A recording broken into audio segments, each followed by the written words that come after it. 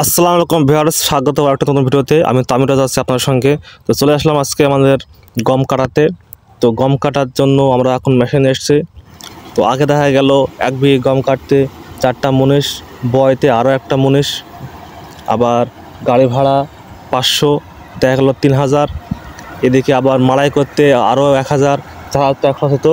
কিন্তু মেশিন ওঠার কারণে আমাদের সুবিধা হয়েছে কি, বনও লাগে না, এরা মেরে আবার রাস্তা তুলে দেয়, আবার বিঘি প্রতি আপনার 1500 থেকে 2000-এর মধ্যে কেটে দেয় তারা।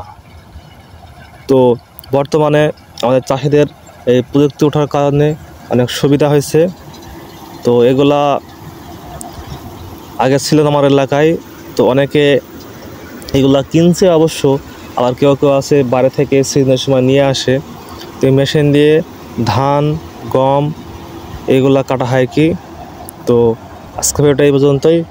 ভালো থাকবেন, সুস্থ থাকবেন, নামাজ কালাম পড়বেন। আল্লাহ হাফেজ।